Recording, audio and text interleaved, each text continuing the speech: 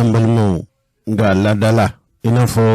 amba fo chugumi karangarni yana sabu angwa dunkibaru radio ben mana adabora mom gama ode anga chigorobaw ani musugorobaw maoma be kui bafe kuma funi kala sima la seli chugula mimbe talike anda meka mimbe talike anga lada la seli chugula sabu tumamina bamuna ya fanga sigira segu ngolo jara alekele ka fangata don na jira kafo yala juse utmau segu bamuna fanga mali biseka misaliya no yiwa chugu dola sabu wati kuma yi furubai jamana halaladin bela jile uni kuma kaka jamana halaladin joniye minu ko faso te fere faso te nomada faso yi furubai wa faso bedlani jamana din kilingilina ka chisri wale ude au fea mandi femi foranyi kabli sumangurun fanga bana nyimagalaw yi mumfanyi ulu ya jira kafo sumanguru fanga wati to ba fo femi mako dictature no ye jagu ya fanga sigi ko mo tunde se ka puma mandi ni bi puma kibi barado idama baratun te koy ibi jandu ikapuma foyorola ibi jandu ikapuma fotawla ngam sunjata ay fanga ta tumani kuma lablara mandere aka hadamadinya labenchugo maya bulisraw chikurbani musukorbaw netina fenfo awye ate femi don kasugunere kan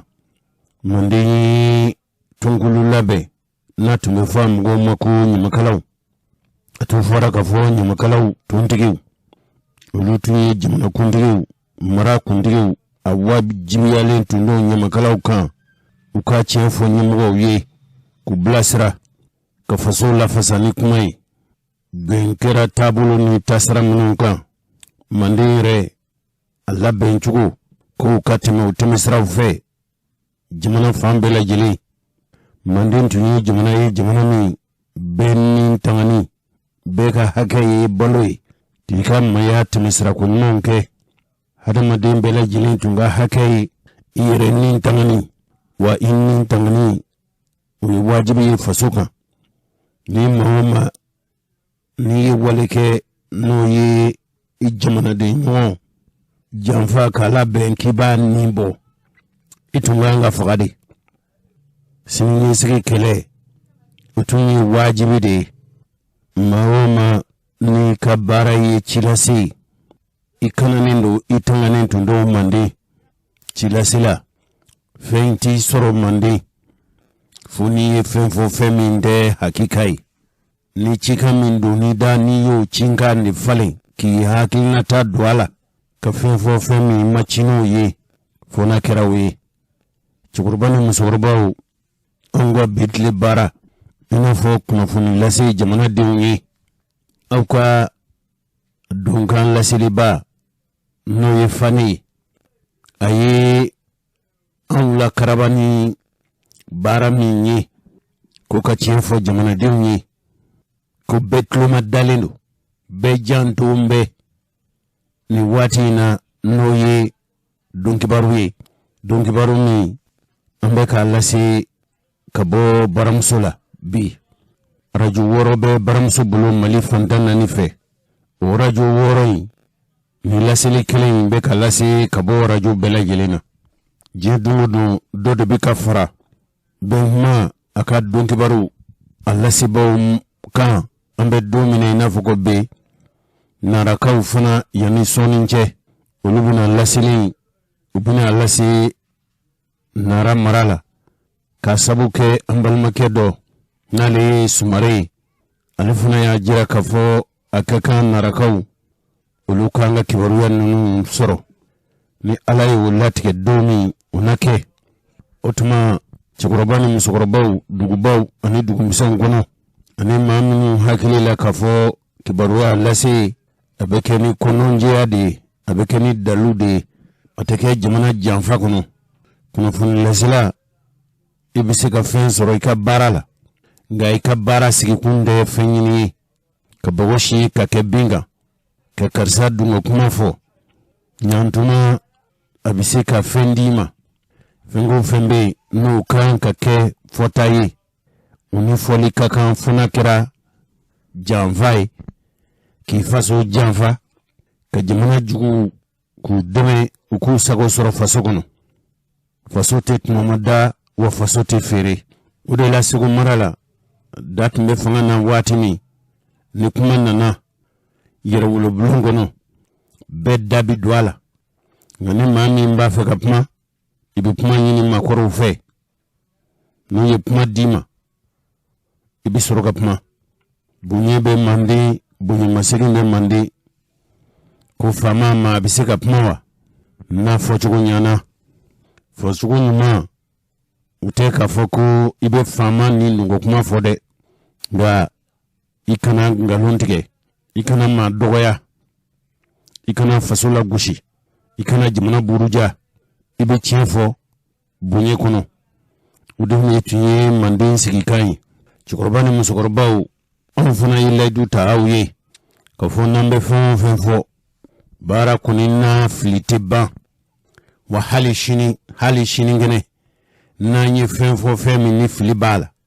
bada an t'a dabɔ a kama k'o fili kolokolo cogo min an bɛ se ka mɔɔw hakili keleku ka taa ni ndogo sira fɛ ni fili sɔrɔla baara la waati o waati arajo bɛn kuma na yan n'an bɔra fili kalama a maloya tɛ anw na a siga tɛ anw na wa an t'an yɛrɛ bonye ka fɔ anw filila nin tun t'a fɔcogo ye nin de y'a fɔcogo ye hadamaden i man bon fili ma nka ni filila jɔnkala ni tun filila n bɛ hakɛto ɲini kɛ lamɛnbaaw fɛ nin t'a fɔcogo ye nin tun tɛ tiɲɛ ye a tiɲɛ filɛ nin ye hali ni o kɛra anw miirila ka fɔ maa min n'o y'an kɛlɛbaa ye n'o y'an lagosibaa ye n'a ye tiɲɛ fɔ an ye n'an kɔni limaniɲɛna ka fɔ tiɲɛ de don anw ye min fɔ o tɛ i m'a ye Mandenkaw ko ten ni i ni ma tiɲɛ fɔ ye k'i k'i jugu sara k'o ka tiɲɛ fɔ ye cɛkɔrɔba ni musokɔrɔbaw mankan min an t'a kɛ fitinɛ ye wa fitinɛ min kolokololen don Faransi faaba n'o ye Bari ye n'anw yɛrɛw ka jamana faaba n'o ye Bamako ye yala nin ko in bɛna to nin cogo la wa a bɛ gɛlɛya ka fɔ nin ko in ka mɛn tan nin ye nin ko ninnu jamanaw ni ɲɔgɔn cɛ ko kɔlɔsilikɛlaw dɔw ka kuma ye u ko ni Faransi tun y'a dɔn kɛ ni Mali yɛrɛ sɔnna kɛ ka kuma ɲɔgɔnya lawaleya ko de tun ka ɲi sabu anw yɛrɛ ka jamana a bɛ waati min na gɛlɛya kolokololen don ka sabu kɛ CEDEAO ani UMOA kɛn bɛ ka ɲangi dɔw ta k'an faso sɛgɛrɛ hali n'a y'a sɔrɔ k'a fɔ an ka jamana a ye sira ta k'a sugandi k'a fɔ wajibi jamana o jamana n'i b'a fɛ i ni Mali ka jɛko la i ka jujɔn ni Mali bonya ye fɔlɔ nin de ye jamana marabaaw u ka hakilinataw ye lahalaya min bɛ Mali ni Faransi cɛ bɛ balana ko tɛ koyi sabu Faransikaw ka minisiri min sigilen don u ka jamana ni jamana wɛrɛ cɛ ko ɲɛnabɔ la a ye dafaraliya kumaw molobaliya kumaw kuma minnu u man ka tɛmɛ jamana fila ni ɲɔgɔn cɛ wa a ma bɔ sira o sira fɛ fɛn min bɛ Mali kɔnɔ bi o ye malidenw fɔlɔ de kungo ye ni Mali marabaaw n'u tun ma jamanadenw u ka kanu sɔrɔ ni jamanadenw tun jɔn tɛ Mali marabaaw kɔfɛ fanga ani tintin barika min bonyɛnen don Mali kan ninnu tun tɛna tile kelen kɛ fanga na wa Mali yɛrɛ bɛ lahalaya min na bi a ko tɛna nɔgɔya Mali bolo koyi wa Mali kelen tɛ hali minnu yɛrɛw ye farafinna tilebiyanfan jamanaw ye Mali mago bɛ olu la cogo min u yɛrɛ fana haju bɛ Mali la ten nka fo Mali ka i janto a la k'a fɔ Faransi n'a ko k'a bɛ Mali kɛlɛ n'a ye kolokolo a la a bɛ degun se Mali ma kosɛbɛ fo malidenw k'o faamu. Mali marabaw fana kan ka faamu k'a fɔ gɛlɛya bɛ gɛlɛya la n'a ma kunbɛn ni dabali ni fɛɛrɛ ma ɲini Mali marabaw fɛ, n'a kɛra ko mɛn t'a ye ni fɛɛrɛ wɛrɛ ma ɲini Mali fɛ, Mali k'i ka haju ɲɛfɛnw hali da la dumuni kɛ. Kɔngɔ bɛ digi mɔgɔ la kosɛbɛ hali ni an fɔ Mali kɔnɔ yan. An b'a fɔ n to damana m'o b'o fɛ sanu ni wari ye. Faransi an bɛ don min i n'a fɔ ko bi a sera ka Europe jamanaw komi olu ka tɔn bolo faraba ɲɛmɔgɔya de b'ale bolo bi, a sera ka o Europe jamana o jamanaw k'u bɛɛ lajɛlen k'u sari Mali kan. Kuma siniko janvier kalo tile 31 a sera ka Europe jamana o jamanaw bɛɛ lajɛlen u ka jɛ k'a fɔ k'u bɛ Mali ɲɛngi. An ka jamana kolatigɛla ɲɛmɔgɔ 5 ɲɔgɔn bɔɲɔgɔnko n'o ye dɔlatɛmɛ fanga ɲɛmɔgɔw ye ka maa 5 sugandi k'a fɔ k'u bɛna ɲɛngi kɛrɛnkɛrɛnnen ta k'olu sɛgɛrɛ. Cɛkɔrɔba ni musokɔrɔbaw ni kunnafoni pereperelatigɛ dira ka bɔ l'Europe jamanaw ka fara ɲɔgɔn kan kuluba n'o ye Union Européenne u ka lasigiden min bɛ Mali kɔnɔ yan. A ko nin ɲɛngi yɛrɛ tɛ fɛn kura ye koyi, ko an ka jamanakuntigi ninnu maa 5 hali n'olu tɔgɔ ma fɔ, ka fɔ ni a y'a sɔrɔ nafolo b'u bolo maralen l'Europe jamanaw kɔnɔ, u balilen don u ka se ka o nafolo ninnu u bolofɛn ninnu lasɔrɔ. Wa ni maaba ninnu maa 5 minnu ni tɔgɔ ma fɔ olu balilen don ka taa dugutaa la l'Europe jamana kan. Faransi y'a jira k'a fɔ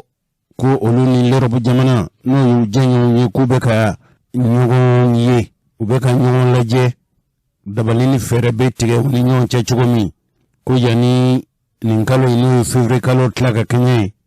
u yɛrɛw bɛna lajɛ n'u kan ka to Mali kɔnɔ wala u kan k'u ka minɛnw cɛ. Nin ŋaniya min taara kan faso sɛgɛrɛ l'Europe jamana fɛ a sɔrɔla Mali tun ye Faransikaw ka lasigiden tun ye tile 3 d'a ma a ka jamana an faso Mali bila. Faransi ko olu yɛrɛ bɛ tile 15 lajɛ n'ale kan ka to Mali dugukolo kan wala kan ka minɛnw cɛ ka taa. Nin kibaruya in lasera kunungo Faransi yɛrɛ u ka jamana marabaw olu ka dantigilikɛla n'o ye Gabriel Attal ye. A ko Faransi ni Europe jamana a jɛɲɔgɔn jamana k'u bɛ ka baara u bɛ k'a lajɛ yanni février kalo tila ka kɛɲɛ, i n'a fɔ yanni février kalo tile 14 tile 15 nata olu kɛn bɛ ka baara minnu kɛ Mali kɔnɔ n'u daw u b'a la k'a fɔ k'olu ye pubalikɛlaw kɛlɛli. Nin jamana kofɔlen l'Europe jamanaw y'a jira k'a fɔ k'olu bɛ Faransi jigiya kɔrɔ nin ko la. I n'a fɔ dantigɛli kɛra Europe jamana u ka ɲɛmɔgɔ fɛ bi n'o ye Joseph Borrell ye. Ale ko Faransi lasigiden gɔnni ko kun tun t'a la, ko nin bɛɛ lajɛlen walew de ye wale minnu a b'a to Mali bɛ to a kelen na, ko min ye l'Europe jamanaw ye. Mali ye Faransi lasigiden gɔnni min kɛ wala k'a ɲini a fɛ a k'an ka jamana bila. Danemark fana u ka sɔrɔlasiw u nali min kɛra Mali dugukolo kan ni Mali y'a jira k'a fɔ k'a ma kɛ ni ale ka diɲɛ ye, ko tuma Danemark ka sɔrɔlasiw u ka faso dugukolo bila. Danemark jamana u ka minisiri min sigila u ka jamana ni jamana wɛrɛ cɛ ko ɲɛnabɔ la, ale fana y'i kanbɔ k'a fɔ min ye Faransi sɔrɔ a ma bɛn olu fana ma, ko Mali marabaw ye nin baara min kɛ ko nin ye kodɔnbaliya baaraw de ye, ko tuma ko danaya min bɛ Mali kan ka bɔ diɲɛ jamanaw yɔrɔ ko Mali bɛna o danayaw de tiɲɛ. Ala min ye Rusi jamana ye o fana ye nin hakilina ninnu fɔ. Olu ko Faransi lasigiden gɛnkun t'a la, ko sabu nin bɛ dɔ fara ko balani de kan, ko Mali ni Faransi ni ɲɔgɔn cɛ ko a fɔra ye kumaɲɔgɔnya de ye, a mago bɛ sigikafɔ de la, nka diɲɛ don o don ka dɔ fara ko gɛlɛya kan ko kɛkun tɛ o la. Sabu i Mali o i Faransi o laɲini kelen de bɛ nin jamana fila bɛɛ lajɛlen na, k'o tɛ fɛn wɛrɛ ye, k'o ye Mali dugukolo lakanani ani malidenw tangani ka bɔ pubalikɛlaw ka mantɔrɔ ma, nga cɛkɔrɔba ni musokɔrɔbaw yala mun kelen pe de y'a to Mali y'a fɔ Faransi lasigiden ye ko a ka faso an faso bila ka da kun jumɛn kan an ka ministre Abdoulaye Diop an ka ale lamɛn a ye ɲɛfɔli kɛ jamana ka foroba lasili bon na n'o ye ORTM. tile damani nin na Faransi ka ministre affaires étrangères n'o ye Faransi ni jamana wɛrɛ cɛw min b'o ɲɛnabɔ n'o ye Jean-Yves Le Drian i y'a dɔn ale ye kuma ta k'a yira k'a fɔ o kuma kɔnɔ a ye dɔgɔyama caman se jamana ɲɛmɔgɔw ma ka tila k'a yira k'a fɔ yɛrɛ olu ka jate la Mali mɔgɔ si tɛ jamana in kunna ɲɛma t'a la wa minnu fana bɛ baara yan fana mɔgɔ ɲɛnamaw tɛ k'a fɔ ils sont pas responsables u tɛ ko kunna Danois ka contingent olu ka sɔrɔsi minnu bɛ yan ko pour que olu ka bɔ a kun b'o o ɲɛfɔli la o de sababu la kunu an ye u ka lasigiden min bɛ yan an y'a wele ka sigi k'a fɔ kɛ k'a yira la k'a fɔ nin t'a siɲɛ fɔlɔ ye an ka jamana ɲɛmɔgɔw bɛ lagosi Faransi ɲɛmɔgɔw fɛ n'aw hakili b'a la a wagati man jan kosɛbɛ kalo 2 ɲɔgɔn jate Faransi ɲɛma n'o ye Emmanuel Macron o ye kuma ta k'an ka jamana ɲɛmɔgɔw lagosi kosɛbɛ an ye Faransi ambassadeur wele yan ka kankari da ye k'a fɔ k'a ko a ma ɲɛ u k'a dabila an tɛ jɛn n'a ye mais an ma fɛn k'o la an ye kankari dɔrɔn d'aw ye nin fana nana o kɔfɛ tugun donc don o don ni fɛn wulila Faransi jamana ɲɛmɔgɔw b'an ka jamana lagosi de lasigiden n'a nana jamana kɔnɔ a b'a ka sɛbɛnw di jamana ɲɛmɔgɔw de ma ça veut dire qu'ale olu ladɔn ni e bɛ jamana kɔnɔ aw ka jamana ɲɛmɔgɔw ko aw ma jamana ladɔn i y'a dɔn ka lasigiden tɛ se ka sigi parce que ale tɛ jamana ɲɛmɔgɔw ladɔn o de la an ko an ye lasigiden wele k'a f'a ye comme sisan a ko bɛ nin cogo la aw b'anw lagosi don o don aw m'an ka jamana ɲɛmɔgɔw bonya aw yɛrɛ bolo mɔgɔ tɛ sigilen Mali kunna président tɛ yen premier ministre tɛ yen gouvernement tɛ yen aw bɛ minnu ladɔn donc e ka sigi tɛ se ka kɛ yan tugun donc an y'a ɲini an ye tile 3 d'a ma k'a fɔ a ye bonya kɔnɔ a ka bɔ an ka jamana kɔnɔ ka taa fo wagati la wagati min ni Faransi y'a dɔn k'a fɔ ko jamana ye ko ɲɛmɔgɔw b'a la o kuma u bɛ se ka segin kan. Komi Faransi lasigiden an ka jamana y'a ɲini a fɛ a ka taa a bɛ se ka segin tuma min Faransi marabaw u sɔnna ma k'a fɔ fanga min bɛ Mali kɔnɔ halala fanga sigilen don hali ni jamanadenw m'u sugandi k'u sigi u mana na cogo min na ani jamanadenw y'u kanbɔli min kɛ k'a jira k'a fɔ u b'u nɔfɛ fasoko la jamana in bɛ se ka tanga yala nin tɛna se ka kɛ gɛlɛya ye Faransi jamanadenw ani Mali jamanadenw cɛ wa sabu an ka jamanaden minnu sigin bɛ Faransi u ka ca ka se hakɛ min ma jate dɔw y'a jira k'a fɔ n'i y'a bɔ Algérie la ale yɛrɛ ka fɔcogo la jamana min jamanaden ka ca Faransi jamana kan ka tɛmɛ diɲɛ jamana bɛɛ lajɛlen kan k'o ye Mali de ye yala nin tɛna degun don Maliden minnu sigilen don Faransi yala nin tɛna degun don u ka Faransi sigi la wa ministre jaabi min sɔrɔ o filɛ nin o kɔrɔ tɛ ko Mali bɛ fɛ ka kuma tigɛ an ni Faransi cɛ o kɔrɔ fana tɛ k'a fɔ ko Malidenw ani Faransidenw kɛlɛ b'a ni ɲɔgɔn cɛ parce que Faransi jamanadenw u ka entreprise bɛ an fɛ yan nɔ u ka jamanaden wɛrɛw sigilen bɛ yan nɔ an b'u bisimila u b'u fɛ an yɛrɛ fana ka Maliden caman fana bɛ Faransi an b'u fana hakili sigi an b'a ɲini fana Faransi ɲɛmɔgɔw fɛ fɛn kana se an ka jamanaden minnu bɛ Faransi la gɛlɛya in bɛ an ni Faransi gouvernement de cɛ CEDEAO ka lasigiden min bɛ yan ni hakili b'a la a fɔra de ko bɛ taa n'u b'a fɔ min na tubabukan na ko persona non grata i y'a dɔn jamanaw ka baara u ni ɲɔgɔn cɛ persona non grata kɔrɔ ti mɔgɔ min sigilen b'i fɛ a sera yɔrɔ dɔ la a ye lagosili kɛ a ye comportement ni fɛn dɔw kɛ a tigi tɛ se ka to yen tugun jamana kɔnɔ donc aw b'a ɲini a tigi fɛ a ka taa n'a taara a tɛ se ka segin ka na mais Faransi ta in min fɔra o ye de k'a fɔ ka yir'u la u ye an dɔgɔya nin ko la u ye kuma minnu fɔ a man ɲi u ye an ka jamana ɲɛmɔgɔw lagosi u y'a yira fana k'a fɔ olu bolo mɔgɔ tɛ jamana ɲɛfɛ donc an y'a yir'u la ni don min n'u y'a dɔn ko mɔgɔ bɛ jamana in ɲɛfɛ u bɛ se ka na segin ka na donc CEDEAO t'a la segin kɔ t'a la mais ni segin kɔ b'a la n'o y'a sɔrɔ raison minnu y'a to décision taara n'u seginna sini ma sinikɛnɛ k'a fɔ bi an y'a ye k'a fɔ mɔgɔ bɛ jamana in ɲɛfɛ an ni min bɛ se ka kuma Mali ye jatigiya jamana de kabini lawale la ni dunan fɛn o fɛn nana an b'u bisimila de donc an bɛ a ɲini jamanadenw bɛɛ lajɛlen fɛ an ka continuer k'o sariya bato Mali ɲɛmɔgɔw ye décision min ta o ye nin de ye k'a fɔ dɔrɔn k'a fɔ aw tɛ se ka sigi jamana kɔnɔ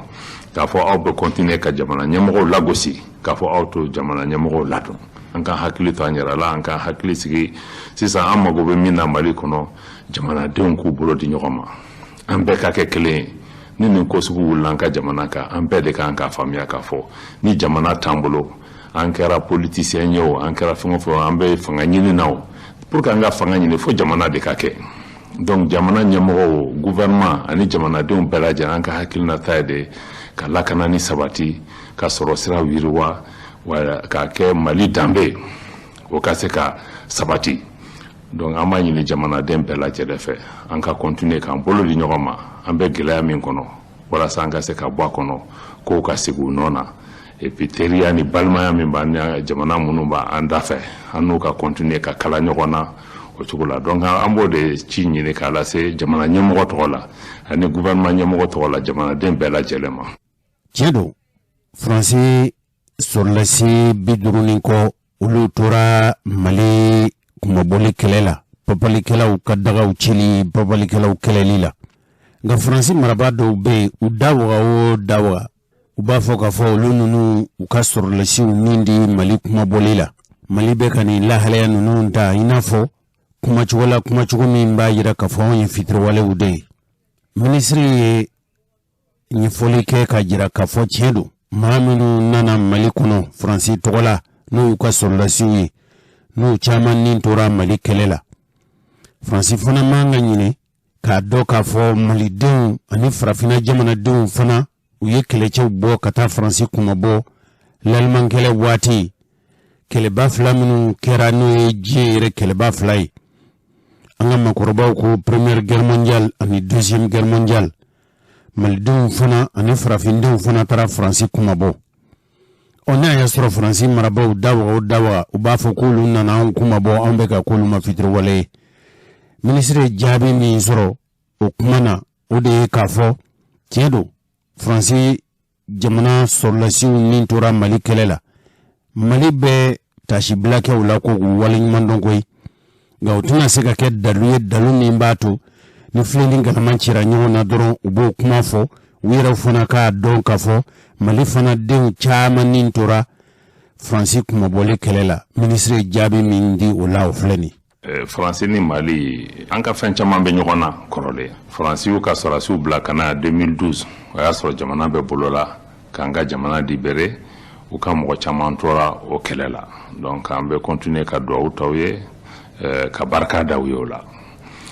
an ye min fana fɔ o la chaque fois n'o fana kuma wulila an bɛ kunna da sani Faransi fana ka na anw dɛmɛ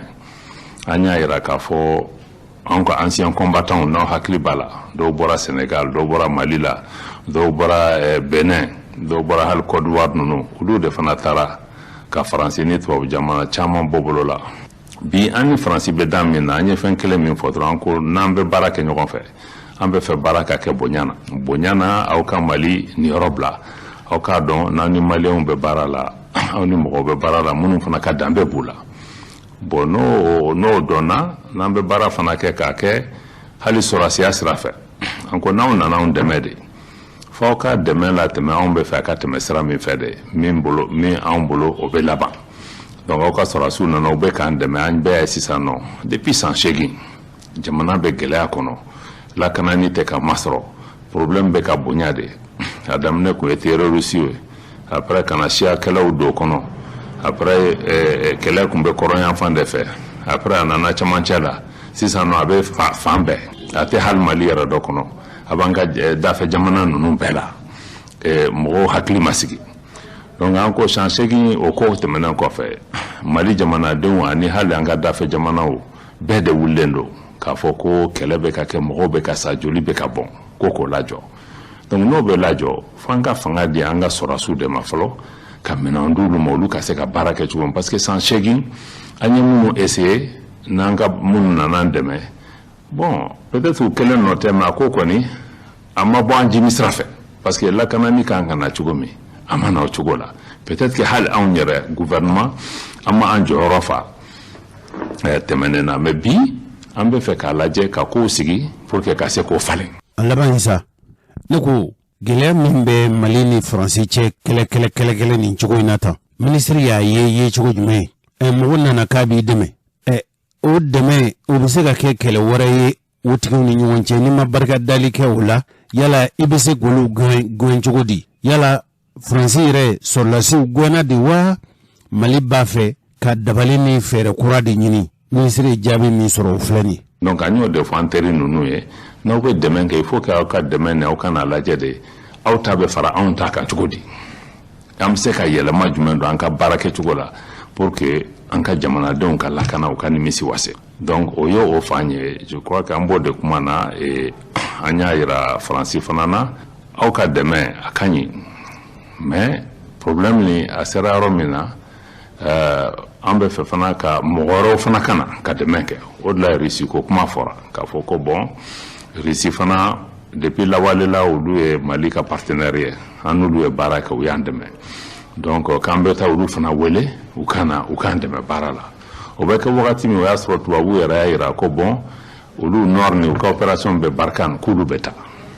bon nous beta ko no fo Mali fana ka ferretke pour que engagé kan yara lakana donc Russie kan na di foro de kon an kon bolo Mali depuis wakati korola anya era ka fo an kon ka jamana ambe se ka baraka ni be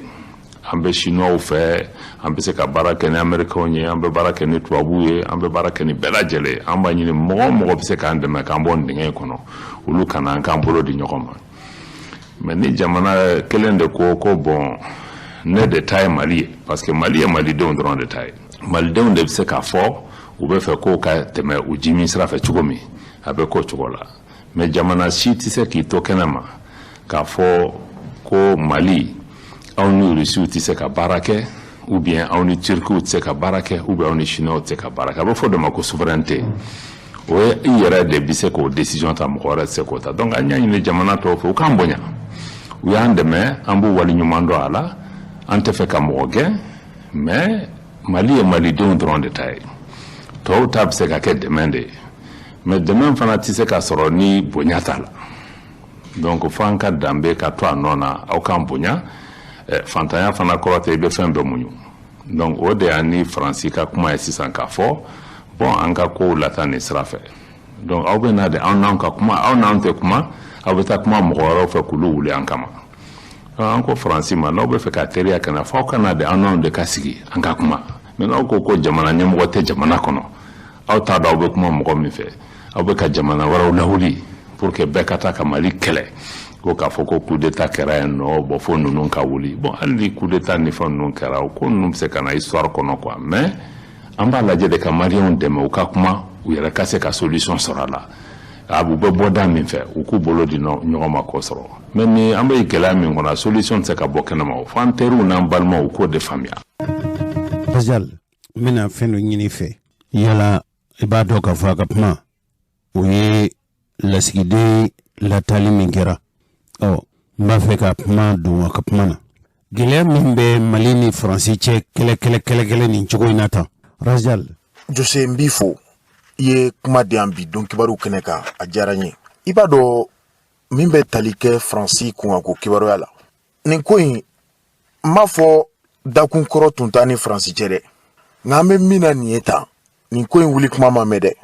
kabini utu kalo klitani shegin samba flani samuga ni Ibrahim Bokar Keita ala ka hinala ka fanga paruna kabini ni do Francis commencera ka asoni bo ankama coup d'état min kera tiendo CEDEAO ya kon nga Jose kabino wakati Francis ma kuma nyuma fode parce que lu hakilla ka fo min tunyu ka kuma la selay o de jamana kuntigi koroi on no bora fanga la sisa surasu munum bena uba isaye kulu munum mene mena numa se kulu kungolo munum mene sisa ube kelewore farda odla nye Mali ministre des affaires étrangères ka kuma me odona Abdoulaye Diop yafo coup d'état mi ko ye Francis ka here uto coup d'état condamné na coup d'état mi ko ye Francis ka bonay iba ye Francis be wuli ki jo de la ki chesri ko coup d'état la goshi coup d'état kɛbagaw fo ka taa fɔ kalata wɛrɛ kɛra i b'a dɔn u t'olu wele ko régime transitoire dɛ Fransi b'olu wele de ko la junte junte kɔrɔ de ye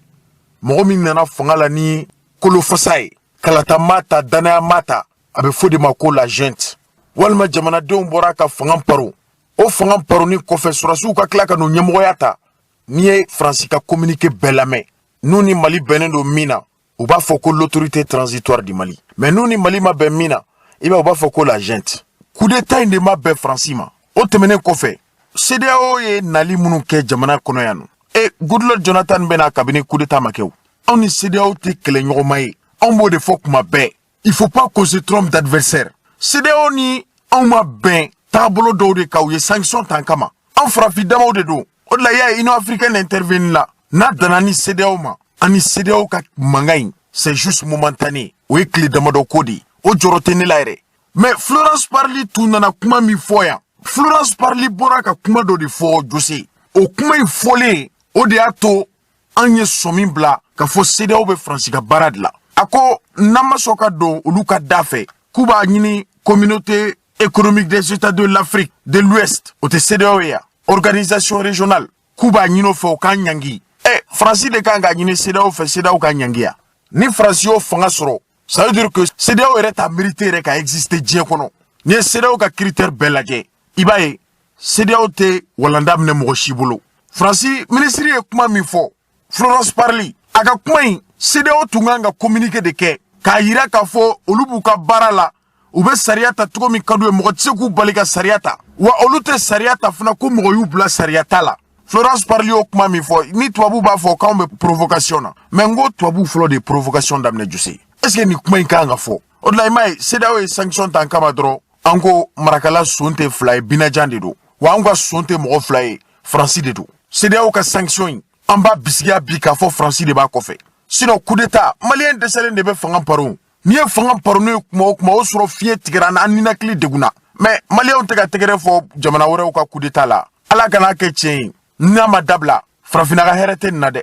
a jateminɛ coup d'état kɛra Mali la coup d'état kɛra Conakry an kɛrɛfɛ coup d'état kɛra Burkina an kɛrɛfɛ han kunu ala ma fara Guinée équatoriale président kan n ko coup d'état in o coup d'état in tiɲɛna de sinon kunu coup d'état de tun bɛ kɛ o coup d'état kɔni o man ɲi en tant que des démocrates nka ni ba degunna a bɛ kini kɛ dɛ donc Fransi k'i da bɔ farafinna kunkanko kibaruya la Union africaine min y'i da don a la Union africaine fana kan ka tiɲɛ de fɔ ani Fransi ni ɲɔgɔn cɛ parce que n'i y'a ye Fransi b'a fɔ bi k'an bɛ provocation na olu de nan'u da don CEDEAO ni Mali cɛla la olu da don yɔrɔ t'o la o mais depuis quand CEDEAO bɛ contrandi kɛ Union européenne ye an ka sabali sa sanction in ka ɲi a ma ɲi ne t'o fɔ dɛ mais ne kɔni bɛ min dɔn Fransi y'i da don ko la a da man ka don min na o kɔlɔlɔ de wulilen filɛ nin ye o mankan de wulilen filɛ nin ye et puis n'i ye Fransi mɔgɔ dɔw ka communiqué lamɛn Jose u ye jigitigɛ kuma caman fɔ dɛ dɔw y'a yira k'a fɔ ko k'a juru sara ni maliyɛn minnu bɛ Fransi jamana kan ni papier t'u bolo ko k'u gɛn ka na Mali ka lasigiden min bɛ Fransi ko k'a wele a ka na n'a ma ɲɛ Mali ye olu ka lasigiden lasigi mais i b'a dɔn ne tun ma fɛn dɔ faamu n y'i ka don kibaru lamɛnli min kɛ bi n y'a faamu le ministre Abdoulaye Diop l'a dit a ko fɔ mɔgɔw k'a dɔn de Mali ni Fransi tɛ kɛlɛ la population kunda kɛlɛ in bɛ ka kɛ de façon diplomatique c'est-à-dire que diplomatie o ye jamana ɲɛmɔgɔ minnu ka baara ye ka taa jamana ka hɛrɛ k'o négocier ni jamana wɛrɛ ye a bɛ fɔ de ma ko diplomatie o diplomatiw minnu bilalen b'o baara la olu yɛrɛ damaw de fɔlen don ɲɔgɔn kɔ sinon ambassadeur min bɛ Mali kɔnɔ a ma fɛn kɛ Mali la o Fransi ka lasigiden min bɛ a ma fɛn kɛ na o n'a ye fɛn kɛ na u ma dɔ gɛn kɔsa in na k'o kɛ persona non grata ye mais ni Fransi ta tun ye fɛn kɛ na an tun b'a fɔ de n k'o de gɛnna ka bɔ Mali kɔnɔ u k'a yɛlɛma ni mɔgɔ wɛrɛ ye mais n'i y'a ye a bɛ fɔ ko Fransi ambassadeur ka ta ka bɔ yen ça veut dire que ambassadeur yɛrɛ la goyanye tɛ ambassadeur ma foyi kɛ Mali la en personne mais ambassadeur bɛ jamana min représenter diplomatiquement l'ambassadeur de la France au Mali représente la France tout entier o de la kangari bɛ da an ka lasigidenw ye jamana kɔ kan n'u binna mɔgɔw kan k'u ka hakɛ minnu la u k'a dɔn k'a fɔ Mali mɔgɔ miliyɔn 20 bɛɛ de lagosi ambassadeur ka gɛn ka taa ambassadeur tɛ o Fransi de gɛnna mais gɛnni sugu min don a tɛ k'a fɔ Fransi jamanaden minnu bɛ Mali kɔnɔ yan nɔ k'an n'olu bɛ kɛlɛ la n'olu tɛ kɛlɛ la dɛ anw ka jamanaden minnu bɛ Fransi olu ni Fransi population tɛ ɲɔgɔn na dɛ nka u kɔni ka kuma la u y'a yira k'a fɔ u bɛna décision dɔw ta an kama n'o décision ninnu taara walima n'a ma ta an k'an k'an dusukun lamin de parce que an filɛ nin yɔrɔ min na sisan an kana ɲɔgɔn nɛgɛ maliyɛnw kan k'u bolo di ɲɔgɔn ma de nous devons se donner la main ina fo Mali yaka yɛrɛ ma hɔrɔnya ta don min na maliyɛnw tun déterminé don cogo min na a jateminɛ sanction bɛ ta wagati min na mɔgɔ minnu tun bɛ k'a fɔ ko an ka taa kalata la n ko ne b'o jama la ne ka hakilina tun ye an ka taa kalata mais Mali l'hymne national ye mun de fɔ a ko quand l'ennemi découvre son front au dedans ou au dehors debout sur les remparts n'aw yɛrɛ damaw bɛ ɲɔgɔn na du kɔnɔ bugu jukɔrɔ aw tora bugu jukɔrɔ jugu donna n b'a f'i ye aw bɛ bugu jukɔrɔ kɛlɛ jɔ fɔlɔ aw bɛ jugu kunbɛn dɛ ne bɛ yiri sanfɛ ne ko n ta ye tiɲɛ e ko i ta ye tiɲɛ ye ni kɛnɛma jugu nana a bɛ fɛ ka yiri ju tigɛ an bɛ yiri sanfɛ kɛlɛ in bila fɔlɔ an b'an bolo di ɲɔgɔn ma o de la Jose hali parti politique minnu t'u faralen don ɲɔgɔn kan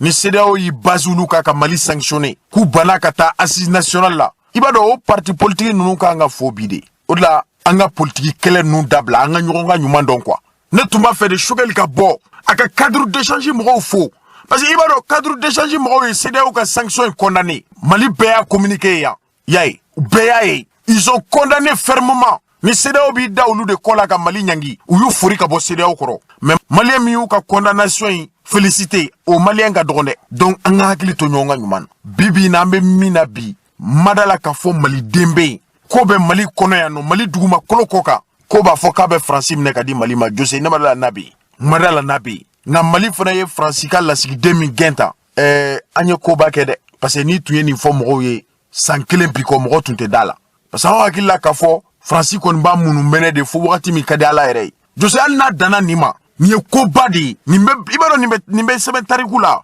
anw ka Faransi ka lasigiden gɛn ka bɔ Mali la kabini Modibo Keita ka discours kɔfɛ n'a ye Faransi gɛn Gao Tessalite ninnu k'an ka kanw libéré Kati ni ɲɔgɔnna ma deli ka kɛ o de la an b'a fɔ an bɛ transition dɛmɛ an ɲɛ tugulen dɛ ayi an b'u dɛmɛ n'an ka proposition de ye mais Jose n bɛ kuma in kuncɛ ni min ye bi Don Kibaru kɛnɛ kan il faut que n k'o fɔ quoi minnu b'a fɔ an bɛ transition kɔ an b'u kɔ ayi n'an bɛ transition dɛmɛ kun min na an b'a dɛmɛ o la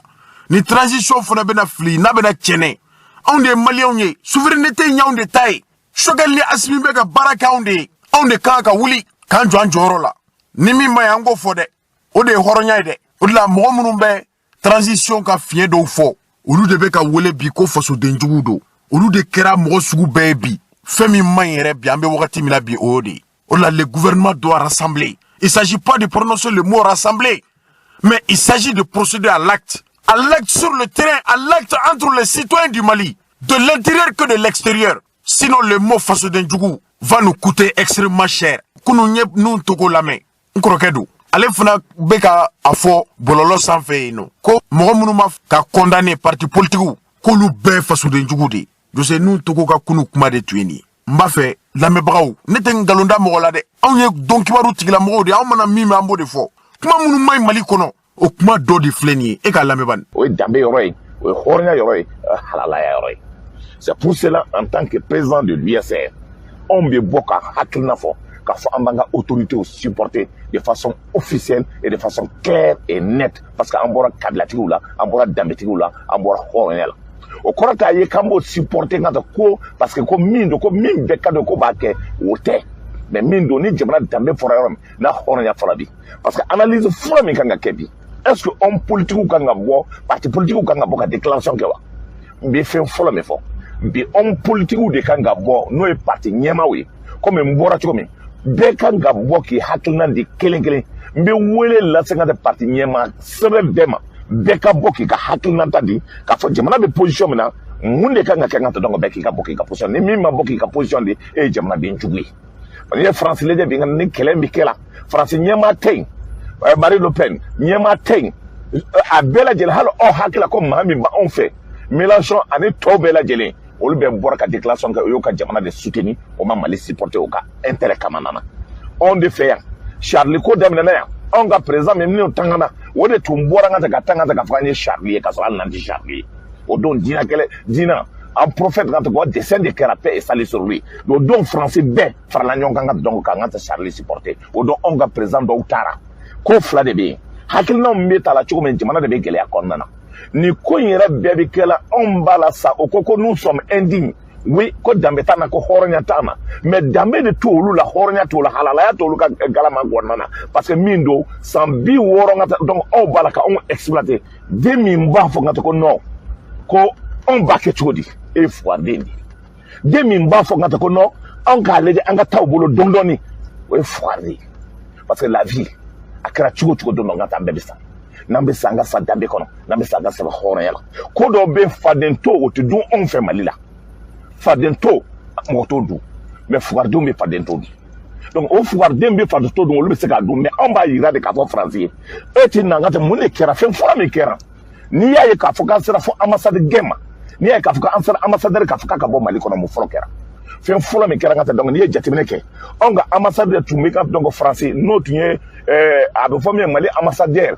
Toumani Djimé a kumana Français fɛ k'a fɔ ye dɔrɔn ko a ka militaire min bɛ yan ko kɛcogo man ɲi ko bɛ dɔrɔn min na ko tatuya b'o la ko bɛ yaala la n ka tɛ donc o bɛ tulonkɛ de la ko a man ɲi n ka tɛ donc a ka kuma fɛ n ka tɛ donc a kɛra n ka tɛ mankanba ye France bɛɛ wulila n ka tɛ k'a dɔgɔya ka tila k'a gɛn i bɛ ka o dɔn su min dalen bɛ n ka ma to ka tiɲɛni kɛ o su ye n ka tɛ donc i bɛ ka Toumani Djimé wele ka n'a bila Mali kɔnɔ n ka tɛ donc depuis février tɛmɛ 2000. Jose ye nin mɛn donc an k'a fɔ ɲɔgɔn ma ko fasoden jugu parce que k'u ma bɔ ka communiqué kɛ ayi. Mali parti politique bɛ ɲini kana 400 bɔ communiqué ko tɛw bɛɛ n'i fɛla don bɛɛ n'i hakilila don la liberté de chacun de nous s'arrête là où commence celle des autres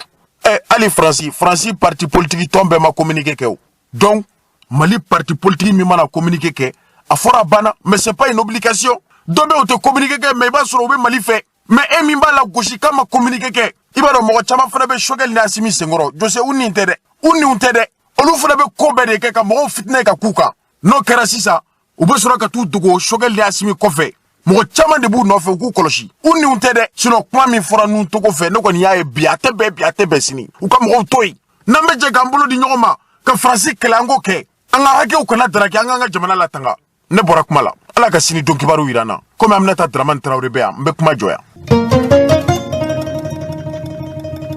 Aminata Dramane Traoré an ka foli b'i ye i nali min kɛra ka na an ka don kibaru kɛnɛ kan bi i n'a fɔ laada don n'i y'a ye anw bɛ wele bila e ma a bɛ se ka kɛ a tɛ faamu dɔw fɛ tun y'a jira u la k'a fɔ min ye Faransikaw ka jamana ɲɛmɔgɔ n'o ye Emmanuel Macron n'a ma ɲɛ tubabu tɔgɔ don nka ka kɔn ale ɲɛ François Hollande o ye fanga latɛmɛ a ma nka i n'a fɔ an ka don kibaru tɛmɛnen ninnu na an tun y'a jira u la k'a fɔ an bɛna baro kɛnɛ wɛrɛ sigi cɛkɔrɔba ni musokɔrɔbaw aw bɛ se ka bɔ kunpan na cogo min malidenw an caman bɛ yen an ma fɛn min faamu farafina jamanaw ni nazara jamanaw cɛ lajɛ sisan an ka jamanaden minnu bɛ yen n'olu da tɛ politiki la hali n'u da bɛ politiki la u niyɔrɔ tɛ politiki ko la u mago bɛ kibaruyaw de la min bɛ u hakili sɔnji la nka n ye kɔlɔsi kɛ k'a fɔ an ka maa kalannen caman bɛ yen bi kɛrɛnkɛrɛnnenya minnu bɛ yen n'u taara kalan kɛ Faransi jamana kan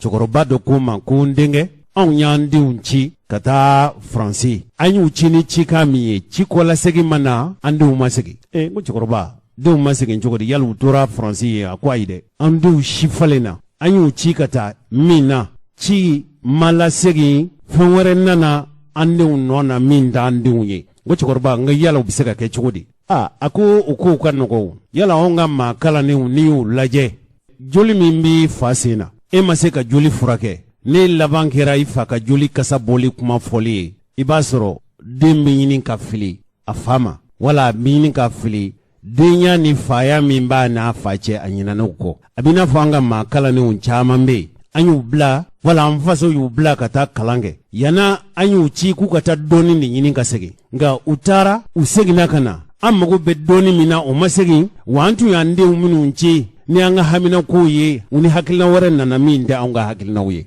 n ko cɛkɔrɔba sisan n y'a faamu nka e bɛ n'a fɔ e to mɔgɔ ye yala o e y'i dama maa ye de ne ba. Jose ni cɛ i ni balimaya i ka wele diyara n ye nin kuma in wele de don n bɛ wele min bila maliyɛnw ma minnu bɛ Mali kɔnɔ ani minnu bɛ Mali kɔ kan n bɛ wele in bila an balimaw ma minnu bɛ jamana wɛrɛw kɔnɔ farafina jamanaw n'u dusu tiɲɛnen don bi n'u b'a nɔfɛ kɛlɛ la n'u kɛlen bɛ k'a jira k'a fɔ yɛrɛ kɛlɛ de don parce que min y'anw sɔrɔ bi a juru b'u bɛɛ la a juru b'u bɛɛ la kun min na n bɛ n'o fɔ faama tɔw sɔnna ni jɔnya baara min ma ka jɛ Mali la u ma yilan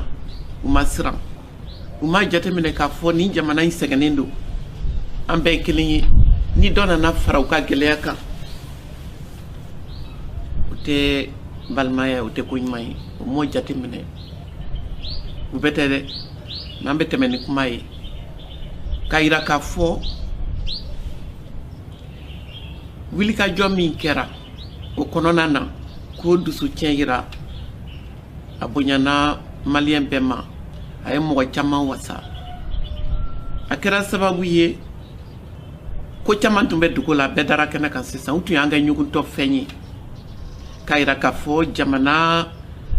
dɛsɛra a yɛrɛ kɔrɔ jamana armée dɛsɛra an ka jugujuguya de nana nin bɛɛ ye n'o tɛ mɔgɔ si ma fɛn k'an na an dɛmɛna dɛmɛ de ma sira sɔrɔ ni n'o sababu y'an ka corruption ye a bɛɛ dala o kun halisa o kuma kelen o de b'olu nafa o de bɛ sen na mais n'an tora o minɛn kɔnɔ an tɛ bɔ nɔgɔ la an tɛ fara ɲɔgɔn na fɛnɛ an bɛna to ɲɔgɔn kun foroko bɔ in na ne ye wele min bila wele in kɔnɔna na n tun b'a fɛ k'a yira de k'a fɔ wulikajɔ in koba don mais o t'a bɔ f'an ka hakili jagabɔ de n'an y'a ɲɛɲini k'a dɔn mun de y'an sɔrɔ yɛlɛma jumɛnw kan ka don kow la nin tɛ siɲɛ fɔlɔ ye n b'a fɔ mais n kan ka segin a kan wele in sɛbɛnni na tuma min yanni n k'a kun cɛ ala nana an ka président Ibrahim Boubacar Keïta ta ɲɛ n y'a ŋaniya wele in ka kɛ tasibila ye a ma ne fɛla la ne bɛ baara min na n'o ye sɛbɛnni ni ko sɛgɛsɛgɛw ye an ka jamana kun kan mais an ka jamana ni jamana tɔw cɛ surtout an ka jamana ni Faransi cɛ an ka jamana ni FMI ni Banque mondiale olu cɛ Emmanuel Macron kɛlen bɛ ka fɛn o fɛn fara ɲɔgɔn kan tan k'u ci k'u bila k'u ka an ɲangi o jamakulu min faralen bɛ ɲɔgɔn kan n'u kɛlen bɛ k'u yɛrɛ tɔgɔ da ko communauté internationale ala y'a kɛ kabini bi tɛ yen ka baara bɛɛ olu n'an cɛ an ka jɛ sigilen bɛ mun kan anw ka ɲinini ye mun ye n'an bɛ se k'o sɔrɔ ou bien n'an tɛ se k'o sɔrɔ o jɛ kɔnɔ ne ka baara b'o o de kan o de y'a to ne tɛ se ka taa ni kuma ye sira wɛrɛ fɛ min t'o sira ye ne bɛ t'o de kɔnɔ k'a yira k'a fɔ 91 ni 92 la anw tun y'u ka bon élève de ye c'est-à-dire démocratie exemplaire tɛgɛrɛ fɔra jamana min ye k'a fɔ aw ka démocratie ɲana munna mouvement démocratique ma se ka sira sɔrɔ a ye minnu promesse minnu ta a ma se k'o réaliser munna Ibrahim Boubacar Keïta yɛrɛ ye fanga ta 2013 la a ye layidu minnu ta a ma se ka a caman kilen o de ye sujet yɛrɛ ye ne fɛla la min ye mouvement démocratique bali u tun ka ɲinini ye min ye min y'u bali k'u ka objectif atteint min ye Ibrahim Boubacar Keïta yɛrɛ bali min tun ka d'a ye o ka kɛ o kelen de bɛna a ka successeur bali ka jamana bɔ nɔgɔ la tant qu'an ma ɲɔgɔn ɲininka démocratie ye mun ye anw jɔyɔrɔ ye mun y'a la minnu ko k'u b'an dɛmɛ u ka ɲinini ye mun ye an bɛɛ kan ka to an hakili de la k'a fɔ k'an ka jamana kelen kelen bɛɛ an y'u ka instrument de ye u bɛ réforme fɛn o fɛn fɔ an ye a y'a don tan a y'a bɔ tan économiquement n'aw ye nin yɛlɛma nin bɛɛ kɛ juridiquement n'aw ye nin yɛlɛma nin bɛɛ kɛ politiquement n'aw ye nin kɛ nin bɛɛ kɛ bɛɛ y'o essayer o laban nana kɛ nin ye o kɔrɔ ye mun ye an bɛ ladege de la a bɛ fɔ u ka kan na a bɛ waleyaw bɛ tɛmɛ u ka sira fɛ u ka wari bɛ di o kan de kan an b'a appliquer o kan de kan an b'o coron de kɔnɔ état indépendant u y'an ka indépendance tiɲɛ an bolo état démocratie tɛ se ka kɛ parce que kelen kelen bɛɛ CEDEAO mɔgɔ ninnu kelen kelen bɛɛ bɔnnɛlɛya de nege bɛ bɛɛ la o bɛɛ tɛ Union africaine na fan bɛɛ de ko k'i ka kɛ a bɛ komi kalandenw ni karamɔgɔ cɛ bɛɛ de ko f'i ka kɛ bɔnnɛlɛbi ye walasa i ka to suma na o de y'a to n'anw ko CEDEAO des peuples u bɛɛ de bɛ na bɔ a la ɲɔgɔn fɛ an bɛɛ de kan ka bɔ nin ja in kɔnɔ ɲɔgɔn fɛ u ye mali b'o sira ka bi ala barika la mais anw kɛra sababu ye fɛnɛ ka tɔw ɲɛ yɛlɛ tɔw fɛnɛ faamuyali kɛ o de ye responsabilité o ye responsabilité ba de a kunti kɛra yan an y'a faamu a kɛra anw de la u y'a daminɛ yan u ma se faransi dɛsɛra a dɛsɛra tɛ dɛ a t'a fɛ a ka ban yɛrɛ n'u ko démocratie ka taa sira min fɛ n'i y'a tu ta la u b'i sɔn n'i m'a tu ta la u b'i ɲangi kabini ne y'o fiɲɛ ye n ye livre min bɔ ka k'o ɲɛfɔ ni n y'o tɔgɔ kɛ Eto ye k'a yira k'a fɔ ko an ɲɛ bɛ waleya minnu na o tɛ démocratie ye démocratie tɛ se ka sinsin o kan ala y'a kɛ ne tilala o sɛbɛnni na dɔrɔn président Alpha Omar Konare ni IBK tun y'a ka premier ministre wagati la u y'a ɲini ko n ka ministère ta culture ni tourisme ni ne tor'o la ka taa 98 la ka na 2000 a baara a gɛlɛyara n bolo jamana minnu ko k'olu ye démocrate ye n'u ye sira yira an na u ka démocratie n'a ta o ta o t'a to ka jɛ n'a ye i k'i hakili jagabɔ ka fɛn fɔ min n'olu ta tɛ kelen ye kabini o tuma ne bɛ ɲɔgɔn na IBK ni Alpha bɛ fara ɲɔgɔn na tuma min na a ye n ladɔnniya a la n ko o wagati la ne fɛnɛ y'a ɲini ka bɔ a la puisque ne ɲɛ b'a la sɛbɛnni de ka di ne ye sɛbɛnni de ka gɛlɛn ne ma ne tɛ fɛrɛ o la ne y'a dabɔ olu dɛmɛni min kama n tɛ se k'u dɛmɛ puisque n bɛ minnu tɔgɔ la kuma fɔla olu bɛ n kɛlɛ dɛmɛ bɛ donna ɲɛmɔgɔ minnu ma olu fɛnɛ bɛ n kɛlɛ donc n ye n yɛrɛ minɛ mais ala y'a kɛ kɔfɛ ne ni IBK nana ɲɔgɔn kunbɛn yɔrɔ dɔ la a ko Ami i ka problème ye min ye a y'a fɔ tubabukan na ko ton tort c'est d'avoir eu raison trop tôt o ye ne fa o ye ne limaniya n y'a fɔ n yɛrɛ kɔnɔ n'o don ne ye min sɛbɛn ka fɔ tɔgɔ de bɛ fanga la fanga b'u bolo dɛ dɔ b'u bolo dɛ mais an bɛ fanga min nɔfɛ o tɛ d'u ma o t'u bolo u ni jamanadenw ka sigi ka kuma ka bɛn kɛ ka fɔ jamana bɛ se ka yɛlɛma an bɛ se ka taa direction min na ka démocratie sinsin o kan an dɛmɛbagaw tɛ jɛn n'o ye olu ko démocratie min olu ka nafa bɛ min na u b'o de ɲini a bɛ fɔ minnu ma bloc de l'est ni bloc de l'ouest occidentaux ni russiw ni tɔw olu tun bɛ ɲɔgɔn na tuma min fo anw b'u furancɛ la an bɛ tu ɲɔgɔn na kɛlɛ la n'u y'o nɔfɛ kɛlɛ guerre froide kɔnɔna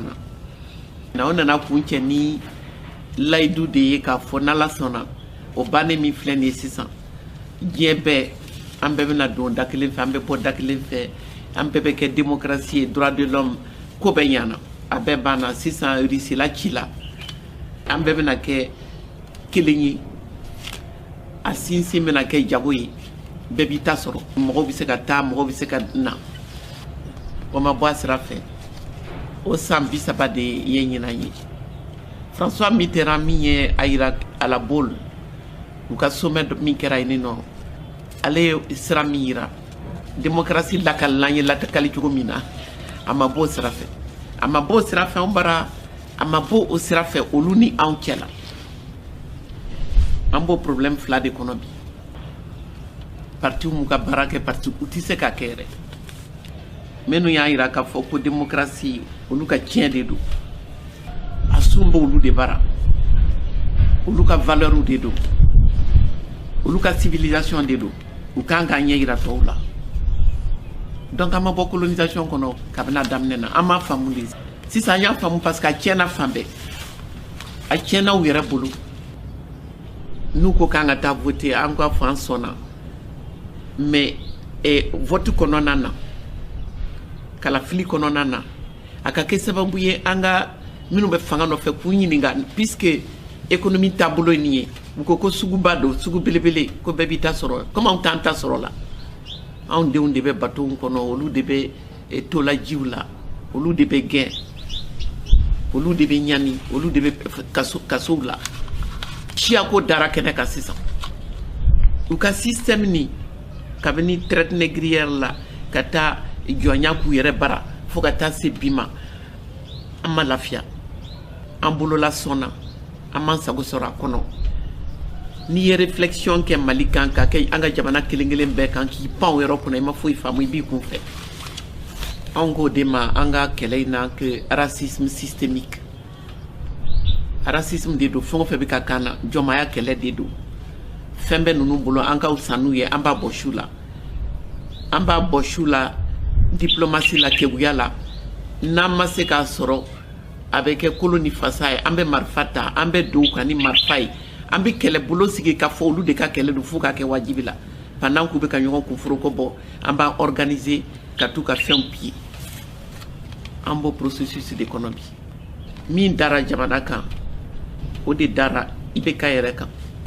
a bɛ degun de kɔnɔ i bɛ fanga ta contexte min kɔnɔ anw ka contexte ni contexte particulier de do inédit a ma kɛ yɔrɔ si i bɛ fanga ta a bɛ fɔ k'i ka situation min gérer e t'a dɔn min b'i ɲɛ e t'a dɔn min b'a kɔnɔ parce que a dabirilen do u m'a f'i ɲɛna u ko de k'u nana ko ka n'i sauver a tɛ se ka fɔ u tɛ se ka fɔ an seginna ka na parce que an ni tɔw bɛ ɲɔgɔn na anw tɛ bɔ ɲɔgɔn la n'an ma na ka na aw ta bɔ si o tɛ se k'o fɔ mɔgɔ si donc u b'a fira da kan min b'a kɔnɔ u t'o fɔ an ye wa minnu ma n'o fɔ fɛnɛ u b'a fɔ k'olu y'u juguw ye mais ala barika la bi bɛɛ de da bɛnna ban bɛɛ de y'a faamu sa ka fɔ k'an lakana o kɛlɛ tɛ faransi yɛrɛ ka lakana a b'o de ɲini faransi yɛrɛ ka sɔrɔ a b'o de ɲini faransi ko k'an ka mɔgɔ de ɲini ka d'a ma min bɛ se k'o baara kɛ élection ka kɛ sisan a kana tɛmɛ février kan o de tun bɛna Emmanuel Macron permet puisque a yɛrɛ ye candidat ye a b'a fɛ u ka élection bɛna kɛ n'a tun tora a ta la mɔgɔ ka sigi min y'a sagona mɔgɔ ye min bɛ se ka ko t'u ta la o de tun b'ale nafa a kɛbaliya o ye fa bila la a kana kɛ a ko ligne rouge minnu bɛ yen k'an kana kuma Yad ni Kufa fɛ ko n'o tɛ k'a bɛ taa taali ma bɔ sisan ko ni élection ma kɛ k'u bɛ taa taali ma bɔ sisan ko Wagner nana ko n'olu nana k'u bɛ taa wa taali tɛ bɔ a tɛ bɔ kun min na parce que u mana anw kama u ye kɛlɛ kɛ prétexte de ye pour que ka segin ka na k'an recoloniser k'u sinsin yan i bɛ k'a ye nin bɛɛ faamu a y'a caman muɲu mais a ye fɛn dɔw kɛ i bɛ ka ye kɛrɛ komi a ye sɛ n'a bɔ tobi ka sigi u kɔrɔ à partir du moment où a ko jamanadenw y'a ɲini fɛ sisan kɔni n yɛrɛ ɲɛ bɛ a ko n yɛrɛ y'a ye a tɛ se ka kɛ cogoya si la fo an ni Yad ni Kufa ka kuma ko bɛɛ tiɲɛna o yɔrɔ de la o fɔ don ye bi an taɲana mɔgɔw tɛ segin o yɔrɔ min kan ka fɔ a ka mangoya u ye fɛn caman fɔ corruption ni tiɲɛni ni baaramakɛ kunba bɛɛ la a kunba ye min ye se ka fɔra mɔgɔw ye de ka fɔ diɲɛ kɛra sanni feere bɛɛ k'i ta ɲini hali ni ye mɔgɔ min bila min na n'a t'a ta sɔrɔ a t'a kɛ o tɛ bɛ ka ko ye n'o o ma ɲɛfɔ k'a yira k'a fɔ a liyelen don système capitaliste ni nature yɛrɛ de la a gulonnen don de la tant k'i b'o de kɔnɔ i b'u ka mara kɔnɔ tant k'i b'o de kɔnɔ fɛn o fɛn bɛna fanga la u bɛna de k'a fɔ k'u b'u ta ɲini u tɛ Mali ta ɲini u t'a ɲini Mali u b'u ta de ɲini o bɛɛ de kan ka ɲɛɲini ni transition kan ka kɛ crise ye an ko crise ye multidimensionnelle ye transition fɛnɛ kan ka kɛ multidimensionnelle de ye jamana dilanli dɔrɔn tɛ dɛ maliyɛn yɛrɛ de kan ka dilan a ka faamuyali kɛ k'a dɔn k'a fɔ n'ale ma yɛlɛma hali n'i ye fanga ta k'a di jinɛ ma a bɛ taa kɛnɛ kan u b'a bɔ sa la u ye jamanaw instrumentaliser u ye o CEDEAO instrumentaliser peuple yɛrɛ instrumentalisera puisque u bɛ tɔɲɔ min bɛ da peuple kan o tɔɲɔ de b'i pousser ka bɔ ka taa kɛlɛ kɛ k'a fɔ k'i bɛ démocratie nɔfɛ u dun y'a dɔn u bɛ min d'i ma démocratie tɛ démocratie ladege de don mais an bɛ ka min yɛrɛ ladege o yɛrɛ tiɲɛna u yɛrɛ fɛ yen n y'a fɔ ka ban o de la ne ko bi an ka kow lajɛ ji ɲɛma jɔlen de la fɛn o fɛn b'a fɔ k'i bɛ nin kɛlɛ kɛ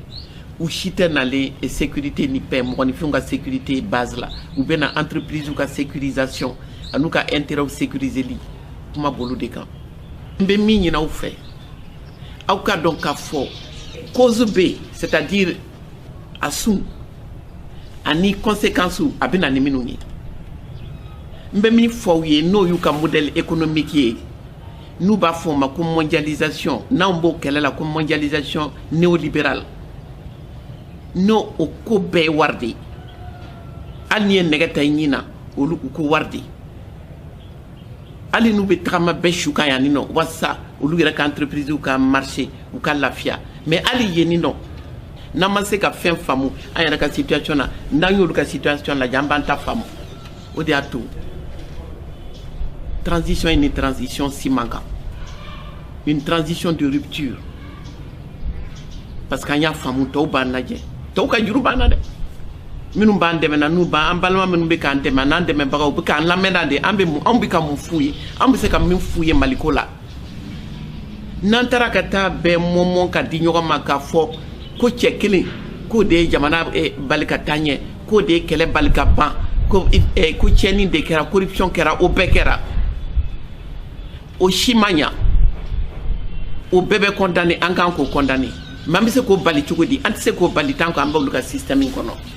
u bɛ mɔgɔ de ɲini Macron y'a fɔ a ka so a yɛrɛ ka mɔgɔw ye ko ani minnu bɛ ɲɔgɔn na ko minnu ma sɔn boloci ma ko il va les emmerder jusqu'au bout a b'o de la yan a b'a fɛ ka Assimi Goïta an ka président ko emmerder jusqu'au bout mais o y'a sɔrɔ a n'a ka Jean-Yves Le Drian a n'a ka Florence Parly olu de ye IBK emmerder jusqu'au bout k'a ni tɔɔrɔ minɛ bolo ma sɔrɔ fanga la an ka démocratie sinsin ye min ye élection dɔrɔn bɛɛ ko élection de mɔgɔ si t'a ɲini ka taa ni kuma ye nin sira fɛ ka dɔn k'a fɔ est ce que n'ale bɔra ye ni mɔgɔ wɛrɛ nana o bɛ se a dɛsɛra min na o bɛ se k'o dilan wa o tɛ se o an bɛ se u bɛ ka ɲɔgɔn ɲininka bi ko est ce que situation min créelen filɛ nin ye a bɛna kuncɛ cogo min puisque wari bɛna gɛlɛya fɛn bɛɛ bɛna gɛlɛya yɛlɛma tuma de sera transition b'a fɛ ko a caman ɲɛɲini n ye wele in titre kɛ de grâce abandonné nous puisque ko n'u y'a taara ko n'olu tuma na ko Mali yɛrɛ tun tɛ exister bilen ko n'u taara o y'an ta tiɲɛnen mais comme u yɛrɛ ta ma ɲɛnabɔ ne k'o de la sa n ko vraiment ala ni tiɲɛ na u ka taa quoi u ka taa n'u ka marifaw n'u ka militaires ye u ka taa n'u ka franc CFA ye u ka taa n'u ka nkalon ye u ka taa n'u ka jɔnmaya ye u ka taa n'u ka racisme ye u k'an to an dama na u k'u to an yɛrɛ k'an débrouiller k'an hakili jagabɔ n'an bɛ se ka min k'an yɛrɛ ye an ka se k'o kɛ o hakilina fɛ ka fɔ ye k'a ɲini aw fɛ halisa ka dɔ fara an ka dɔnniyaw kan min b'an permet an kana ɲɔgɔn labila u ye n bɛna kuma kuncɛ n'o ye k'a yira k'a fɔ n ka foli bɛ IBK ye ne kɔni yafara ma n bɛ dugawu k'a ye an bɛɛ ka yafa ma